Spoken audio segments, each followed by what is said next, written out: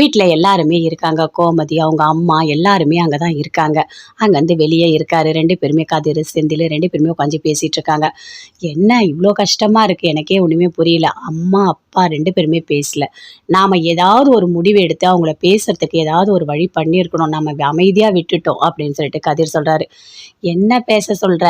அப்பா கிட்ட நான் கூட தான் பேசுகிறதே இல்லை. ஏன் நான் இல்லையா என்ன? அந்த மாதிரி நினச்சிக்க வேண்டியதான். ஆனால் அம்மா இவ்வளோ வருத்தப்படுவாங்கன்னு தெரியாது அப்படின்னு செந்தில் சொல்லிட்டு இருக்காரு. ஆமாம், 2 பேரும் எப்படியாவது நம்ம சேர்த்து வச்சிருக்கணும். நாம தான் தப்பு பண்ணிட்டோம் அப்படின்னு சொல்லிட்டு பேசிகிட்டு இருக்காங்க.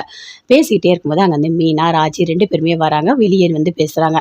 ஆமாம், இங்கே என்ன பண்ணிட்டு இருக்கீங்க அப்படின்னு சொல்லிட்டு. இல்லை, அம்மா உள்ள ரொம்ப கோவமாக இருக்காங்க, அதான் நாங்கள் வெளியே இருக்கோம் அப்படின்னு செந்தில், கதிர் 2 பேருமே சொல்கிறாங்க. ஆமாடி, எனக்கு ஒன்றுமே புரியல. நீ ஸ்ரீரங்கம் போன, என்கிட்ட ஒரு வார்த்தை ஒழுங்கா சொல்லிட்டு போனியா அப்படின்னு கேட்குறாரு. என்னங்க பேசிட்டு இருக்கீங்க, என்ன பேசிட்டு இருக்கீங்க? நான் உங்களை எழுப்பி நான் ஸ்ரீரங்கம் போகிறேன்னு சொன்னேன். ஆனால் நீங்கள் அதை காது கொடுத்து கேட்டிங்களா? உங்கள் மைண்டு ஃபுல்லாக தூங்குறதுல இருக்கும். அப்படி இல்லைன்னா எனி டைம் ஃபோனையே பார்த்துட்டு இருப்பீங்க. இதுதான் உங்களுக்கு வேலை அப்படின்னு மீனா சொல்கிறாங்க. ஏய், என்னடி இப்படி பேசிட்டு இருக்கா? அப்படி தாங்க பேசுவேன், நான் அப்படி தான் பேசினேன். பாருங்கள், உங்கள் ஃபோனை எடுத்து பாருங்கள் அப்படின்னு சொல்கிறாங்க. ஃபோனை பார்க்குறாரு. என்னடி இது, எனக்கே ரொம்ப கஷ்டமாக இருக்குது, என்ன பண்ணுறதுன்னே தெரியல அப்படின்னு செந்தில் சொல்லிட்டு இருக்காரு. ஆமாம், அம்மா என்ன பண்ணிட்டு இருக்காங்க, இன்னும் கோவமாக இருக்காங்களா அப்படின்னு கேட்குறாங்க 2 பேருமே. ஐயோ கடவுளே, அதை ஏன் கேட்குறீங்க? அத்தை பயங்கர கோவமாக இருக்காங்க.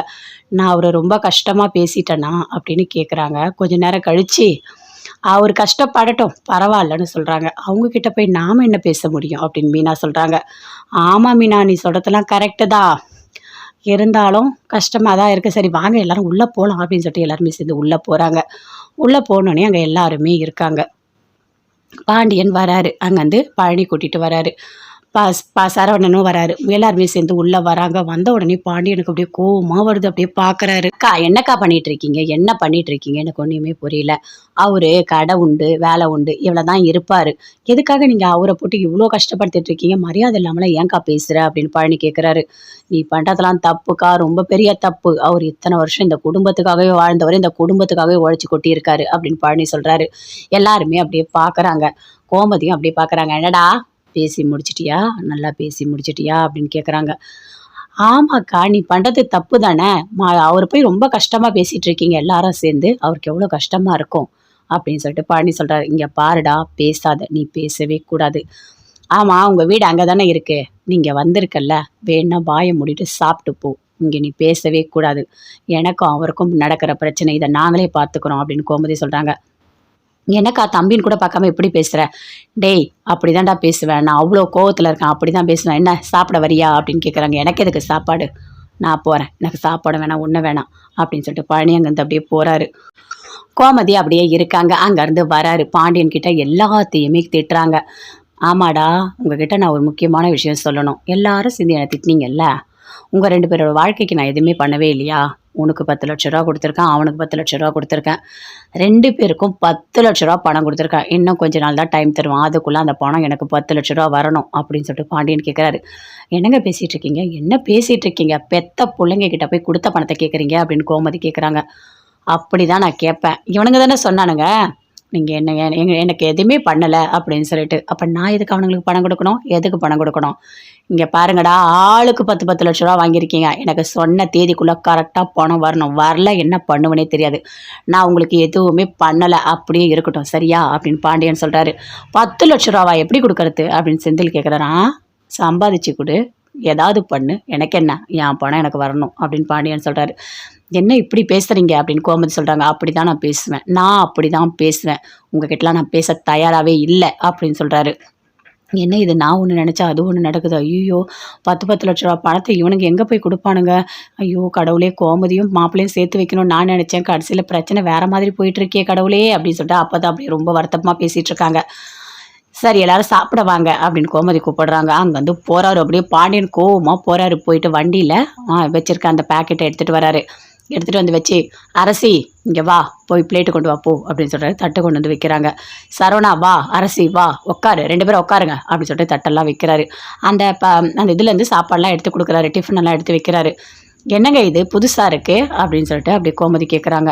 என்ன மாப்பிள்ளை, சாப்பாடெல்லாம் கோமதி பண்ணி வச்சுருக்கா, நீங்கள் போயிட்டு இப்படி ஹோட்டலில் வாங்கி சாப்பிட்றீங்க அப்படின்னு சொல்லிட்டு அப்போ தான் சொல்கிறாங்க. இங்கே பாருங்க அத்தை, எனக்கு சூடு, சொரணை எல்லாமே இருக்கு. இனிமே அவ சமைச்ச சாப்பாட்ட நான் சாப்பிடவே மாட்டேன் அப்படின்னு சொல்றாரு. ஐய்யயோ! இவங்க 2 பேரும் சேர்த்து வைக்கலான்னு நான் நெனச்சா, கடைசியில பிரச்சனை வேற மாதிரில்ல போய் முடியுது. ஐய்யயோ! சாப்பிட மாட்டேன்னு சொல்ட்டாரே! அப்படி சாப்பிடலன்னா பிரச்சனை இன்னும் பெருசாயிடுமே கடவுளே! அப்படின்னு சொல்லிட்டு அப்பத்தா ரொம்ப வருத்தப்படுறாங்க. மாப்பிள 1000 தான் கோவம் இருந்தாலும் வீட்ல சாப்பிடுங்க மாப்பிள. இதெல்லாம் ரொம்ப பெரிய தப்பு மாப்பிள. இன்னும் கூட அப்படியே அந்த பிரிவு அதிகமாயிடும் அப்படின்னு சொல்றாங்க. ஆகட்டும் அத்த, ஆகட்டும். உங்க பொண்ணோட சேர்ந்து நான் பேசுறதாவே இல்ல. எனக்கு சுத்தமா புடிக்கல. அவ பேசுனத நீங்க பார்த்தீங்கல்ல? எவ்ளோ வாய்க்கிழிய பேசுனா. ம். குழலிக்கு சரியா கல்யாணம் பண்ணி வைக்கல. நீங்க பண்ணது எல்லாமே தப்புன்னு சொல்லிட்டு எவ்ளோ மனச கஷ்டப்படுத்துனா. இவ கூட இருக்கா 30 வருஷம். நல்லது கெட்டது எல்லாத்தையுமே நான் பார்த்துருக்கேன். எல்லாம் நான் தெரிஞ்சா பண்ணேன். என் புள்ளைங்க நல்லா இருக்கணும்னு சொல்லிட்டு தானே நான் பண்ணேன். கடைசியில 30 வருஷம் நான் உழைச்சதுக்கு எந்த பலனும் கிடைக்கல. என்ன கெட்டவங்கன்னு எல்லாரும் சேர்ந்து சொல்லிட்டாங்க. இது நல்லதா? நீங்களே சொல்லுங்க. இந்த வீட்டுக்காக மட்டும் தானே நான் வாழறேன். நான் 4 ஃப்ரெண்டுங்களோட போய் சுத்துறேனா? இல்ல எங்கேயாவது டூர் போறேனா? எதுவுமே கிடையாது. நான் வீட விட்டா கடை, கடைய விட்டா வீடு. என்னோட பசங்க. இதுதானே என்னோட உலகம். அப்ப அந்த உலகம் நல்லா இருக்கணும்னு நான் நினைக்கக்கூடாதா? எல்லாரும் சேர்ந்து என்ன சந்தோஷமா பார்த்துக்கணும்னு நான் நினைக்கக்கூடாதா? எல்லாருமே என் மேல தப்பு சொல்லிட்டு இருக்காங்க. இவ இஷ்டத்துக்கு ஒரு கல்யாணம் பண்ணி வைக்கிறா. ஏன் பண்ணேன்னு கேட்டா, நல்லா தானே இருக்காங்கன்னு சொல்றா. இதெல்லாம் நல்லா இருக்கா? நீங்களே சொல்லுங்க. எதுவா இருந்தாலும் சரி நீ பண்ணிட்ட விடு பரவாயில்ல ஒண்ணும் பிரச்சனை இல்ல. ஒரு புருஷன்ற முறையில கொஞ்ச நாள் கழிச்சு கூட தனியா கூட கூட்டிட்டு போயிட்டு என்னங்க நான் இப்படி பண்ணிட்டேங்க. இப்படி ஒரு விஷயம் நடந்திருக்குங்கன்னு ஒரு வார்த்தை சொல்லியிருக்கலாமா? இல்லையா? அத கேட்டா நான் கெட்டவன் சொல்லிட்டு இருக்கா. இதெல்லாம் நல்லா இருக்கா? அப்படின்னு பாண்டியன் சொல்றாரு. விடுங்க மாப்பிள எதுவா இருந்தாலும் பார்த்து பேசிக்கலாம். பேசாதீங்க. நீங்க யாருமே என்கிட்ட பேசக்கூடாது. அரசி சாப்பிடு. சரவணா சாப்பிடு. சரவணா உன் மனசுல கூட ஏதாவது இருந்தா சொல்லிடு. நானும் தெரியாம தான் கல்யாணம் பண்ணி வச்சுட்டேன். அந்த பொண்ணு நல்ல பொண்ணுன்னு நினச்சி நான் கல்யாணம் பண்ணேன். கடைசியில உன் வாழ்க்கையும் இப்படி ஆயிடுச்சு. நான் எதுவும் தெரிஞ்சு பண்ணலடா. எல்லாமே தெரியாம தான் பண்ணேன். உங்க அம்மா சொன்னா பாரு, பழி போட்டா பாரு. அந்த மாதிரி நீ ஒரு நாள் எல்லாத்தையும் என் மேல சொல்லிடாத. நீ எதுவா இருந்தாலும் இப்பயே சொல்லிடு அப்படின்னு பாண்டியன் கேட்குறாரு. அப்பா அப்பா எல்லாமே என் தலையெழுத்துப்பா. நீங்க என்னப்பா பண்ணுவீங்க? உங்களுக்கு எதுவும் தெரியாதுப்பா அப்படின்னு சரவணன் சொல்றாரு. சரிடா சாப்பிட்றா அப்படின்னு சொல்லிட்டு சாப்பிட்றாங்க 3 பேருமே சேர்ந்து. இதை கதிர், செந்தில் எல்லாருமே அப்படியே பார்க்குறாங்க. எதுவுமே பேசவே இல்லை. அப்படியே அமைதியாக இருக்காங்க. மீனாவும் பேசவே இல்லை. சாப்பிட்டு இங்கே பாரு அரசி, இனிமேல் இந்த வீட்டில் நான் சாப்பிடவே மாட்டேன். நான் போய் படுக்கிறேன் போகிறேன் அப்படின்னு அங்கேருந்து பாண்டியன் போகிறாரு. அப்படியே பார்க்குறாங்க. என்னம்மா இது இவர் இப்படி சொல்லிட்டு போகிறாரு. 10 லட்ச ரூபா பணத்தை கேட்குறாரு. நாங்கள் எங்கே போவோம்? அதுலேருந்து கொஞ்சம் பணத்தை எடுத்து நான் செலவு பண்ணிட்டேனே அப்படின்னு செந்தில் சொல்கிறாரு. மீதி பணத்தை வேற ஏதோ பண்ணிட்டோமே, ஐயோ ஒன்றுமே புரியலையே அப்படின்னு சொல்லிட்டு செந்தில் டென்ஷனாக இருக்காரு. டேய் அவர் பேசுகிறத என்னால் ஒன்றுமே பண்ண முடியாது. என்ன பண்ண போகிறீங்களோ எனக்கு தெரியல. அவருக்கோட கோவம் குறையும்னு பார்த்து நான் கோயிலுக்கு போனேன். ஆனால் அந்த கோவம் 2 மடங்கு ஆயிருக்கு. நடக்கிறது நடக்கட்டும், நான் போகிறேன். என்கிட்ட யாரும் பேசாதீங்க அப்படின்னு சொல்லிட்டு அங்கேருந்து அப்படியே போகிறாங்க. ஐயோ அப்பத்தா 10 லட்ச ரூபா பணத்தெல்லாம் நாங்கள் எங்கே போய் ரெடி பண்ணி கொடுக்கறது அப்படின்னு செந்தில், கதிர் 2 பேருமே வருத்தப்படுறாங்க. எனக்கும் ஒன்றுமே புரியலப்பா. நான் நல்லது நினச்சி தான்ப்பா பண்ணேன். கடைசியில் இது உங்களுக்கு பிரச்சனையாக வரும்னு எனக்கு எப்படிப்பா தெரியும் அப்படின்னு அப்பத்தா சொல்கிறாங்க. சரி நான் பார்த்துக்கிறேன் அப்படின்னு கதிர் உள்ளே போகிறாரு. போயிட்டு ராஜி, கதிர் 2 பேருமே உள்ளே போகிறாங்க. செந்தில், மீனாவும் அங்கேருந்து அப்படியே போகிறாங்க. கதிர் ரூம்குள்ளே போகிறாரு. போயிட்டு ஒரு மாதிரி வருத்தமாக உட்காந்துட்டு இருக்காரு. அங்கேருந்து ராஜி பார்க்குறாங்க. ஐயோ கதிர் எப்படி 10 லட்ச ரூபா பணத்தை கொடுப்பான்? அவன் வேற எல்லாத்தையும் இந்த ட்ராவல்ஸில் போட்டுட்டானே. அவங்ககிட்ட 10 லட்ச ரூபாலாம் இல்லையே. இருக்கிற பணத்தை வேற எனக்கு வேற கிளாஸ்க்கு 1 லட்ச ரூபா கட்டிட்டான். அவன் என்ன பண்ணுவான்? ஒன்றுமே புரியலையா அப்படின்னு ரொம்ப ராஜி ஃபீல் பண்ணுறாங்க. கதிரும் ஒரு பக்கம் உட்காந்து ஃபீல் பண்ணுறாரு. எப்படி இந்த பணத்தை தரப்போறேன்னு தெரியல. 10 லட்ச ரூபான்றது சாதாரண விஷயம் இல்லைல்ல. டிராவல்ஸ் ரன் பண்ணா கூட டைம் எடுக்குமே. அவரு குறிப்பிட்ட டைம்குள்ள அந்த பணத்தை கேட்டிருக்காரு. என்ன பண்ணுறதுன்னு தெரியல அப்படின்ற ரொம்ப கதிர் ஃபீல் பண்றாரு. ஒண்ணுமே எனக்கும் புரியலையே. சரி நான் வேணா போய் மாமா கிட்ட பேசி டைம் வாங்கி தரட்டுமா அப்படின்னு ராஜி கேட்குறாங்க. வேணாம் ராஜி வேணாம், போகவே போகாத. அவர் ஏற்கனவே அப்படியே பாம்பு மாதிரி ரொம்ப கோவத்துல இருக்காரு. இன்னும் போய் நீ பேசின டைம் கொடுத்ததை விட இன்னும் கம்மியாக கொடுப்பாரு. தெரியும்ல அவரை பற்றி. நாம் ஒன்று சொன்னால் அவர் அதுக்கு ஆப்போசிட்டாக தான் பண்ணுவார். அவர்கிட்டலாம் நீ போய் பேசவே பேசாத, விடு, பணத்தை எப்படியாவது ஏற்பாடு பண்ணி கொடுத்துடலாம் அப்படின்னு கதிர் சொல்கிறார். என்ன கதிர் பேசிகிட்டு இருக்க? உன்னால் எப்படி முடியும்? அவ்வளோ பணத்தை உன்னால் எப்படி கொடுக்க முடியும்? எங்கே போய் கடன் கேட்டாலும் 10 லட்ச ரூபாலாம் யாரும் கொடுக்க மாட்டாங்க அப்படின்னு ராஜி சொல்கிறாங்க. எனக்கும் புரியுது ராஜி, கொஞ்சம் இரு, ஒரு நாள் டைம் எடுத்துக்கலாம், யோசிக்கலாம், ஏதாவது ஒரு வழி கிடைக்கும். ஆனால் அப்பா கிட்ட மட்டும் போய் பர்மிஷன் கேட்கவே கூடாது அப்படின்னு சொல்லிட்டு கதிர் சொல்கிறாரு. ராஜி ரொம்ப வருத்தப்படுறாங்க. பாவம் கதிர் இந்த மாதிரி ஒரு இக்கட்டான ஒரு சூழ்நிலை மாட்டிக்கிறான்னு எனக்கு ரொம்ப வருத்தமாக இருக்குது அப்படின்னு சொல்லிட்டு ராஜி, கதிர் 2 பேருமே சேர்ந்து 10 லட்ச ரூபா பணத்தை கொடுக்கணுமே அப்படின்னு சொல்லிட்டு ரொம்ப வருத்தமாக ரூமில் உட்காந்துட்டு இருக்காங்க. கோமதி அவங்க அம்மா 2 பேருமே சேர்ந்து பேசிகிட்டு இருக்காங்க. பார்த்தீங்களா அவங்க மாப்பிள்ளையை? பார்த்தீங்களா எவ்வளோ திமிராக பேசிட்டு போகிறாரு? பெத்த பிள்ளைங்களுக்கு செய்யறதெல்லாம் கணக்கு பார்ப்பாங்களா? பணத்த போய் கேட்டிருக்காரு. அவனுங்க 2 பேரும் என்ன பண்ணுவானுங்க? அவன் டிராவல்ஸ் வச்சுட்டான். இவன் என்ன பண்ணான்னு தெரியல. அது எப்படி ரூ. 10,00,000 உடனே குடுக்க முடியும்? இது என்ன விளையாட்டா என்ன? அவரு என்ன சம்பாதிச்சா குடுத்தாரு? அந்த இடத்த வித்து தானே குடுத்தாரு. ஆ ரூ. 10,00,000 இப்படி உடனே கேட்கறாரு அப்படின்னு சொல்லிட்டு கோமதி ரொம்ப வருத்தமா பேசுறாங்க. எனக்கும் புரியல கோமதி. இந்த பிரச்சனை அடுத்தது ரூ. 10,00,000 அவனுங்க 2 பேரும் சேர்ந்து எங்க போய் ரெடி பண்ணுவானுங்க? அவனுங்கிட்ட அவ்வளோ காசுலாம் இருக்காதே அப்படின்னு சொல்லிட்டு ஒரு அப்பத்தா ரொம்ப வருத்தப்படுறாங்க. சரி நான் மாப்பிள்ளை கிட்ட அப்புறமா கோவம் போட்டோம் நான் பேசுறேன் அப்படின்னு சொல்றாரு. அவர்கிட்டயா நீ அம்மா போய் பேச போற? அப்படியே உடனே மரியாதை கொடுத்துருவாரு போ அப்படின்னு சொல்லிட்டு கோமதி ரொம்ப வருத்தமா போறாங்க. மீனா செந்தில் 2 பேருமே வீட்டுக்கு போறாங்க. போன உடனே செந்தில் ரொம்ப வருத்தப்படுறாரு. நான் தான் உங்ககிட்ட சொன்னேன்ல, ரூ. 10,00,000 பணம் இருக்குன்னு சொல்லிட்டு வீட்டுக்கு தேவையான பொருள்லாம் வாங்கி போட்டீங்க. மீதி பணத்தை என்ன பண்ணீங்க? இப்போ கேட்குறாரு பாருங்க. அப்பவே நான் சொன்னேன் அந்த பணத்தை திருப்பி கொடுத்துருங்க நமக்கு வேண்டான்னு சொல்லிட்டு. என் பேச்சு நீங்க கேட்டீங்களா? ரூ. 10,00,000 வேணும்னு வாங்குனீங்கல்ல, இப்போ இவ்வளோ பெரிய கஷ்டத்துல மாட்டிக்கிறீங்களே. எங்க போய் யாருக்கிட்ட கேட்பீங்க ரூ. 10,00,000 கடத்த? இது என்ன விளையாட்டா என்ன? அப்படின்னு மீனா சொல்றாங்க. ஏய் நானே பயங்கர டென்ஷன்ல இருக்கேன். நீ இன்னும் என்ன கடுப்பேத்தி பார்க்காத, ஒழுங்கா போய் படுத்துரு போ அப்படின்னு செந்தில் சொல்றாரு. ஆமா. பண்றதெல்லாம் பண்ணிட்டு, இப்ப என் மேல எறிஞ்சு விடுறாரு. இவர்லாம் திருந்தவே மாட்டாரு. இவருக்கெல்லாம் பட்டாதான் புத்தி வரும் அப்படின்னு சொல்லிட்டு மீனா அப்படியே யோசிக்கிறாங்க. யோசிச்சுட்டு அவங்க ஒரு பக்கம் போய் படுக்குறாங்க. செந்தில் ரொம்ப டென்ஷனா இருக்காரு. ஐயோ இந்த அப்பா கிட்ட நம்ம குடுக்கலன்னா நம்ம மானத்தையே வாங்கிடுவாரே. ரூ. 10,00,000 பணத்தை எப்படி ஏற்பாடு பண்றது? சரி மாமா கிட்ட போய் கேட்டு பார்க்கலாமா? அவர் குடுப்பாரா? மீனாவுக்கு தெரிஞ்சா திட்டுவாளே அப்படின்னு சொல்லிட்டு அப்படியே யோசிக்கிறாரு. யாரோ ஒருத்தவன் அந்த லஞ்சம் வாங்குனதுல ஒரு ரூ. 40,000 இருக்கு. இன்னும் கொஞ்சம் லஞ்சம் வாங்கினா பணம் கிடச்சிருமா அப்படின்னு யோசிக்கிறாரு. ஐயோ நாம வேற லஞ்சம் வாங்கிட்டே இருந்தால் ஏதாவது பிரச்சனை வந்துட போகுது, அது வேற போலீஸ் ஸ்டேஷன் போகணும், இன்னும் நம்ம குடும்பத்துக்கு அசிங்கமாயிடும் அப்படின்னு சொல்லிட்டு செந்தில் யோசிக்கிறாரு. சரி லஞ்சம் வாங்குறது யாருக்கா தெரியவா போகுது? தெரியாம தான் இருக்க போகுது. கிடைக்கிற பணத்தை சேர்த்து வச்சு எப்படியாவது நம்ம கொடுத்துடணும். இந்த பாண்டியன் அவர்கிட்ட நாம் கௌரவத்தை நம்ம விட்டு கொடுக்காம இருக்கணும். எப்படியாவது பணத்தை ரெடி பண்ணணும் அப்படின்னு செந்தில் பாண்டியனை பற்றி யோசிச்சுட்டு இருக்காரு. பாண்டியன் போயிட்டு படுக்கிறாரு. இனிமே இந்த கோமதி கிட்ட சாப்பிடக்கூடாது, பேசக்கூடாது, எதுவுமே பண்ணக்கூடாது. என்ன பேச்சு பேசிட்டா! அப்பப்பப்பப்பா வாய்க்கு வந்தபடி பேசுறா. ஆ நீங்க பண்ணதெல்லாம் தப்பு அப்படின்னு சொல்லிட்டு இவ்வளோ நாள் இவ தான் உலகம் நான் வாழ்ந்துட்டு இருந்தேன். இப்போ இவ இஷ்டத்துக்கு வாய்க்கு வந்தபடி பேசி மனசை ரொம்ப கஷ்டப்படுத்திட்டா அப்படின்னு சொல்லிட்டு ரொம்ப ஃபீல் பண்ணி பாண்டியன் படுத்துட்டு இருக்காரு. இந்த பக்கம் கோமதி இனிமே இவர்கிட்ட பேசவே கூடாது அப்படின்னு சொல்லிட்டு அவங்க ஒரு பக்கம் ரொம்ப கோவமா படுத்து வீட்ல எல்லாருமே இருக்காங்க. கோமதி, அவங்க அம்மா எல்லாருமே அங்க தான் இருக்காங்க. அங்கருந்து வெளியே இருக்காரு. 2 பேருமே கதிரு, செந்திலு 2 பேருமே உட்காந்து பேசிட்டு இருக்காங்க. என்ன இவ்ளோ கஷ்டமா இருக்கு? எனக்கே ஒண்ணுமே புரியல. அம்மா, அப்பா 2 பேருமே பேசல. நாம ஏதாவது ஒரு முடிவு எடுத்து அவங்கள பேசுறதுக்கு ஏதாவது ஒரு வழி பண்ணியிருக்கணும். நம்ம அமைதியா விட்டுட்டோம் அப்படின்னு சொல்லிட்டு கதிர் சொல்றாரு. என்ன பேச சொல்ற? அப்பா கிட்ட நான் கூட தான் பேசுறதே இல்ல. ஏன் நான் இல்லையா என்ன? அந்த மாதிரி நினைச்சுக்க வேண்டியதுதான். ஆனா அம்மா இவ்ளோ வருத்தப்படுவாங்கன்னு தெரியாது அப்படின்னு செந்தில் சொல்லிட்டு இருக்காரு. ஆமா 2 பேரும் எப்படியாவது நம்ம சேர்த்து வச்சிருக்கணும். நாம தான் தப்பு பண்ணிட்டோம் அப்படின்னு சொல்லிட்டு பேசிட்டு இருக்காங்க. பேசிட்டே இருக்கும்போது அங்க மீனா, ராஜி 2 பேருமே வராங்க. வெளியே பேசுறாங்க. ஆமா இங்க என்ன பண்ணிட்டு இருக்கீங்க அப்படின்னு சொல்லிட்டு. இல்ல அம்மா உள்ள ரொம்ப கோவமா இருக்காங்க. அதான் நாங்க வெளியே இருக்கோம் அப்படின்னு செந்தில், கதிர் 2 பேருமே சொல்றாங்க.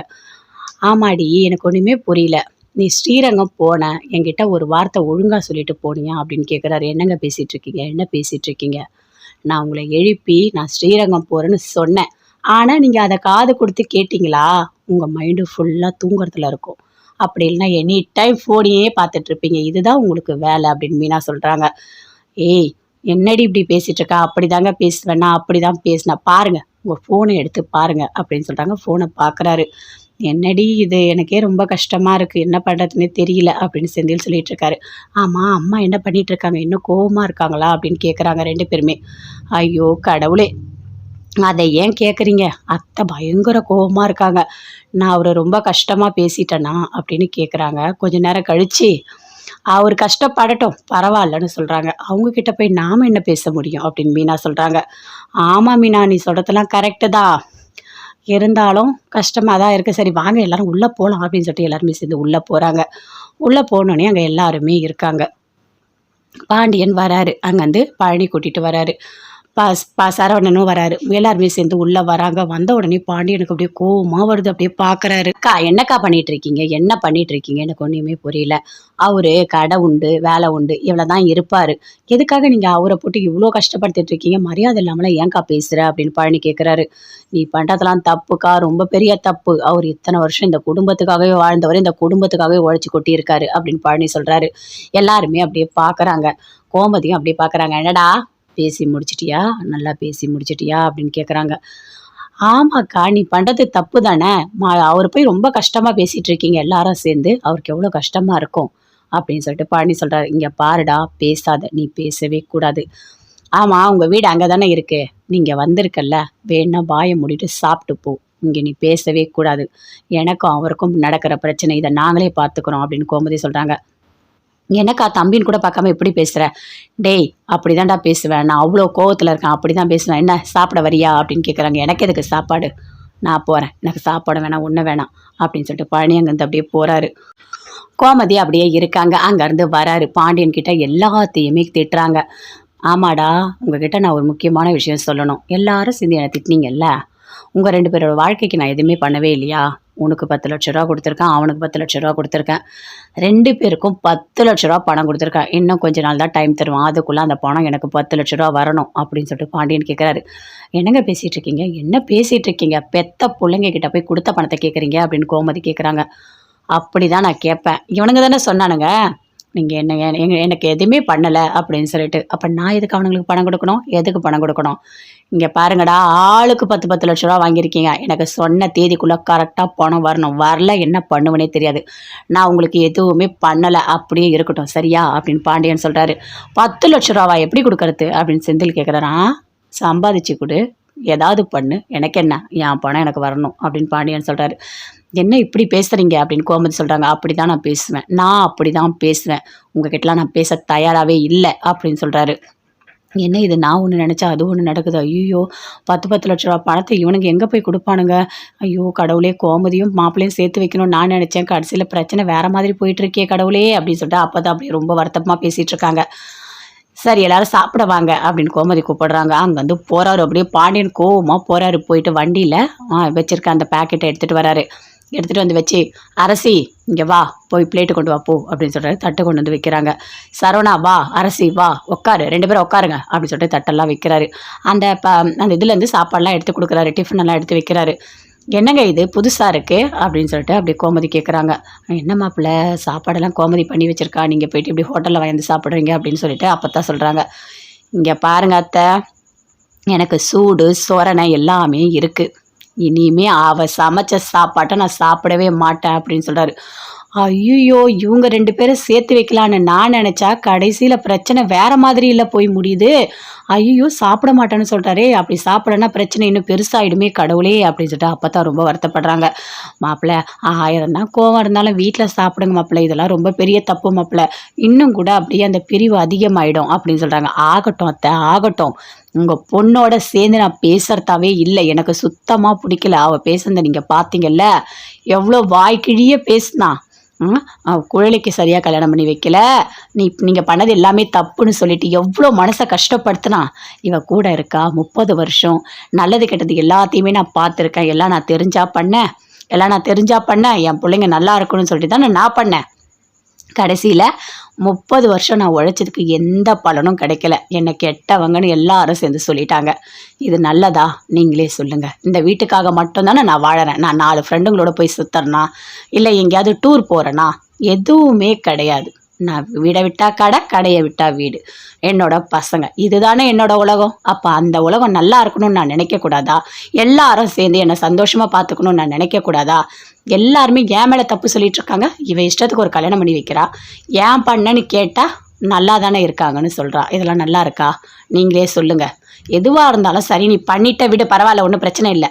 ஒரு புருஷன்ற முறையில் கொஞ்சம் நாள் கழித்து கூட தனியாக கூட கூட்டிகிட்டு போயிட்டு, என்னங்க நான் இப்படி பண்ணிட்டேங்க, இப்படி ஒரு விஷயம் நடந்திருக்குங்கன்னு ஒரு வார்த்தை சொல்லியிருக்கலாமா இல்லையா? அதை கேட்டால் நான் கெட்டவன் சொல்லிட்டு இருக்கா. இதெல்லாம் நல்லா இருக்கா அப்படின்னு பாண்டியன் சொல்கிறாரு. விடுங்க மாப்பிள்ளை, எதுவாக இருந்தாலும் பார்த்து பேசிக்கலாம். பேசாதீங்க, நீங்கள் யாருமே என்கிட்ட பேசக்கூடாது. அரசி சாப்பிடு, சரவணா சாப்பிடு. சரவணா, உன் மனசில் கூட ஏதாவது இருந்தால் சொல்லிவிடு. நானும் தெரியாமல் தான் கல்யாணம் பண்ணி வச்சுட்டேன். அந்த பொண்ணு நல்ல பொண்ணு நினச்சி நான் கல்யாணம் பண்ணேன். கடைசியில் உன் வாழ்க்கையும் இப்படி ஆயிடுச்சு. நான் எதுவும் தெரிஞ்சு பண்ணலடா, எல்லாமே தெரியாமல் தான் பண்ணேன். உங்கள் அம்மா சொன்னா பாரு, பழி போட்டா பாரு, அந்த மாதிரி நீ ஒரு நாள் எல்லாத்தையும் என் மேலே சொல்லிடாத. நீ எதுவாக இருந்தாலும் இப்பயே சொல்லிடு அப்படின்னு பாண்டியன் கேட்குறாரு. அப்பா அப்பா எல்லாமே என் தலையெழுத்துப்பா, நீங்கள் என்னப்பா பண்ணுவீங்க, உங்களுக்கு எதுவும் தெரியாதுப்பா அப்படின்னு சரவணன் சொல்கிறாரு. சரிடா சாப்பிட்றா அப்படின்னு சொல்லிட்டு சாப்பிட்றாங்க 3 பேருமே சேர்ந்து. இதை கதிர் செந்தில் எல்லாருமே அப்படியே பார்க்குறாங்க. எதுவுமே பேசவே இல்லை, அப்படியே அமைதியாக இருக்காங்க. மீனாவும் பேசவே இல்லை. சாப்பிட்டு இங்கே பாரு அரசி, இனிமேல் இந்த வீட்டில் நான் சாப்பிடவே மாட்டேன், நான் போய் படுக்கிறேன் போகிறேன் அப்படின்னு அங்கேருந்து பாண்டியன் போகிறாரு. அப்படியே பார்க்குறாங்க. என்னம்மா இது, இவர் இப்படி சொல்லிட்டு போகிறாரு, 10 லட்ச ரூபா பணத்தை கேட்குறாரு, நாங்கள் எங்கே போவோம், அதுலேருந்து கொஞ்சம் பணத்தை எடுத்து நான் செலவு பண்ணிட்டேனே அப்படின்னு செந்தில் சொல்கிறாரு. மீதி பணத்தை வேறு எதுவும் பண்ணிட்டோமே, ஐயோ ஒன்றுமே புரியலையே அப்படின்னு சொல்லிட்டு செந்தில் டென்ஷனாக இருக்காரு. டேய், அவர் பேசுகிறத என்னால் ஒன்றுமே பண்ண முடியாது, என்ன பண்ண போகிறீங்களோ எனக்கு தெரியல. அவருக்கோட கோவம் குறையும்னு பார்த்து நான் கோயிலுக்கு போனேன், ஆனால் அந்த கோவம் 2 மடங்கு ஆயிருக்கு. நடக்கிறது நடக்கட்டும், நான் போகிறேன், என்கிட்ட யாரும் பேசாதீங்க அப்படின்னு சொல்லிட்டு அங்கேருந்து அப்படியே போகிறாங்க. ஐயோ அப்பத்தா 10 லட்ச ரூபா பணத்தெல்லாம் நாங்கள் எங்கே போய் ரெடி பண்ணி கொடுக்குறது அப்படின்னு செந்தில் கதிர் 2 பேருமே வருத்தப்படுறாங்க. எனக்கும் ஒன்றுமே புரியலப்பா, நான் நல்லது நினச்சி தான்ப்பா பண்ணேன், கடைசியில் இது உங்களுக்கு பிரச்சனையாக வரும்னு எனக்கு எப்படிப்பா தெரியும் அப்படின்னு அப்பத்தா சொல்கிறாங்க. சரி நான் பார்த்துக்கிறேன் அப்படின்னு கதிர் உள்ளே போகிறாரு. போயிட்டு ராஜி கதிர் 2 பேருமே உள்ளே போகிறாங்க. செந்தில் மீனாவும் அங்கேருந்து அப்படியே போகிறாங்க. கதிர் ரூம்குள்ளே போகிறாரு. போயிட்டு ஒரு மாதிரி வருத்தமாக உட்காந்துட்டு இருக்காரு. அங்கேருந்து ராஜி பார்க்குறாங்க. ஐயோ கதிர் எப்படி 10 லட்ச ரூபா பணத்தை கொடுப்பான், அவன் வேற எல்லாத்தையும் இந்த ட்ராவல்ஸில் போட்டுட்டானே, அவங்ககிட்ட 10 லட்ச ரூபாலாம் இல்லையே, இருக்கிற பணத்தை வேற எனக்கு வேற கிளாஸ்க்கு 1 லட்ச ரூபா கட்டிட்டான், அவன் என்ன பண்ணுவான் ஒன்றுமே புரியலையா அப்படின்னு ரொம்ப ராஜி ஃபீல் பண்ணுறாங்க. கதிரும் ஒரு பக்கம் உட்காந்து ஃபீல் பண்ணுறாரு. எப்படி இந்த பணத்தை தரப்போகிறேன்னு தெரியல, 10 லட்ச ரூபான்றது சாதாரண விஷயம் இல்லைல்ல, ட்ராவல்ஸ் ரன் பண்ணால் கூட டைம் எடுக்குமே, அவர் குறிப்பிட்ட டைமுக்குள்ளே அந்த பணத்தை கேட்டிருக்காரு, என்ன பண்ணுறதுன்னு தெரியல அப்படின்ற ரொம்ப கதிர் ஃபீல் பண்ணுறாரு.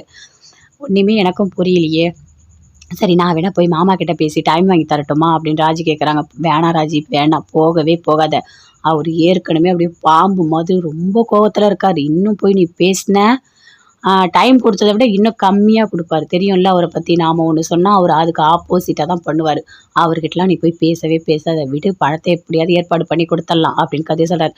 என்ன கதிர் பேசிகிட்டு இருக்க, உன்னால் எப்படி முடியும், அவ்வளோ பணத்தை உன்னால் எப்படி கொடுக்க முடியும், எங்கே போய் கடன் கேட்டாலும் 10 லட்ச ரூபாலாம் யாரும் கொடுக்க மாட்டாங்க அப்படின்னு ராஜி சொல்கிறாங்க.